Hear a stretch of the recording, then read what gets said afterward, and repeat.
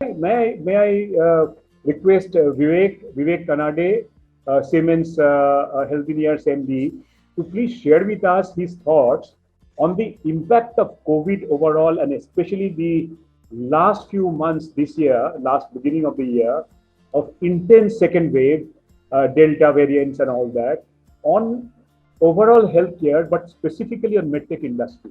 How problems converted into opportunities, etc. Vivek, off to you, please.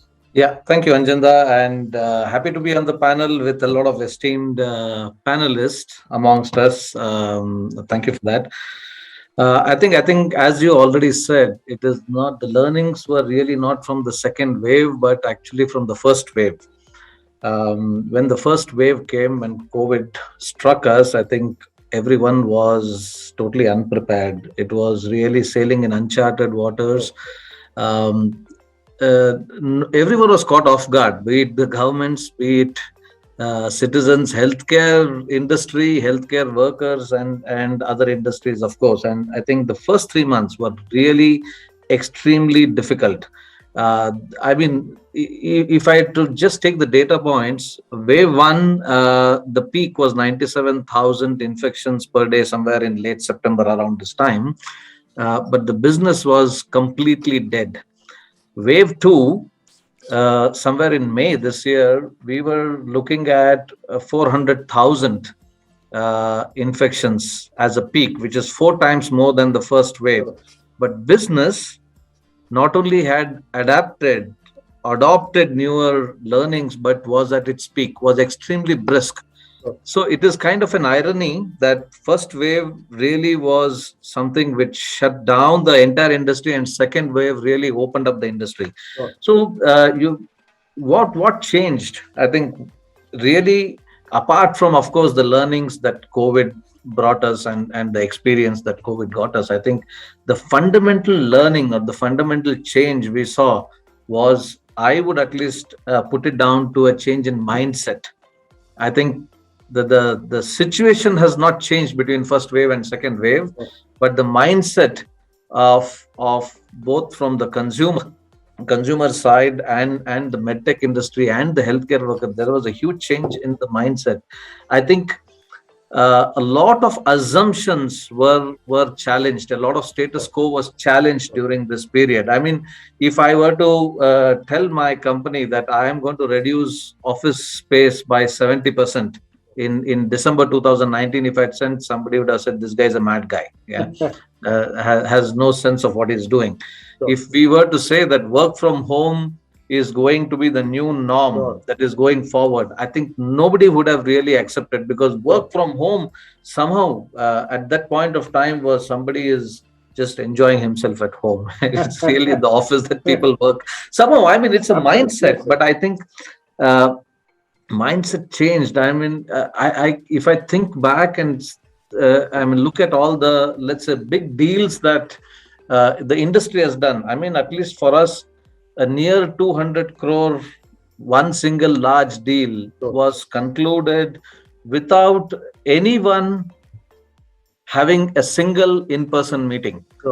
I mean, if I can think back, I don't think anyone could have imagined that such a thing would have happened. So basically, it's the mindset which has changed.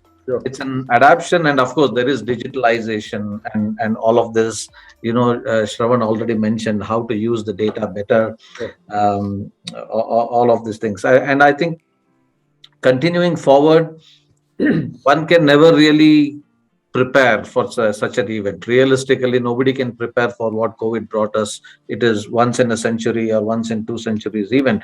But I think what we are going to look forward to, at least we are working on, is really a nimble mind. I mean, a mindset which will get us ready for change at a very fast pace. So nimble, agile, flexible. I think we need to cultivate that mindset.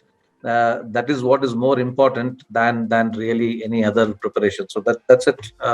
How I believe, yeah, that the shift in mindset has really changed the game for the healthcare and medtech industry, or any other industry who's been successful. What do you think about Indian scenario today? Any suggestion for the government, domestic manufacturing, export opportunity? What's your view?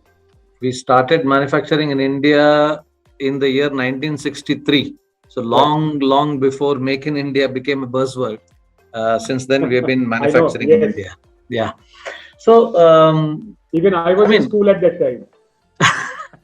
and I was Primary not school. even, and I wasn't even born. I Yeah. know. I know. So, what I wanted to say is the progress that we have seen in the last several years is the progress is real, the progress is good. However, is this enough to scale up Sure. manufacturing in India? So, from my perspective, there is one vital foundational piece that is really missing when we talk about manufacturing in India, and that is a robust ecosystem that can really produce components or modules.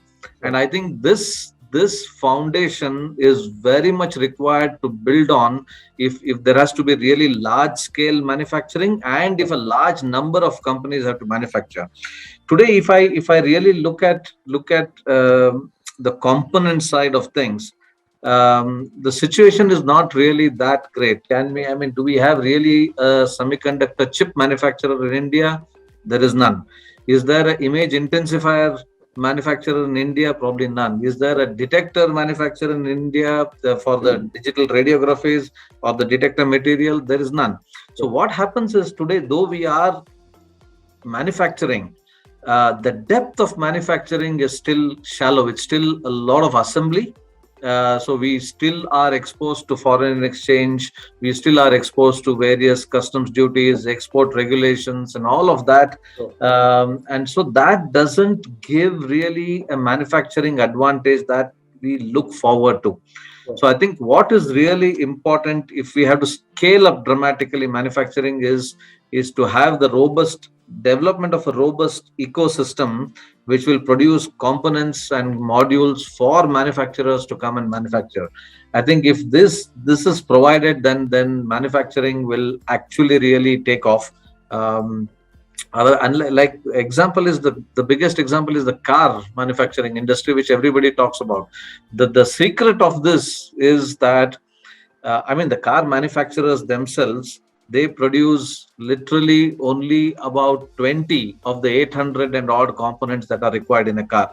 The remaining 780 component comes from vendors. Absolutely. And this vendor industry is so well developed that any car manufacturer can quickly come and start the process of Sure. manufacturing a car. Sure. And Sure. unlike that in medtech, it is difficult. So from a government perspective, I think if they can focus a lot of their PLIs or the incentivization onto developing this vendor ecosystem, I think overall it will be good for India for manufacturing. So that's what I would like to say about Sure. manufacturing.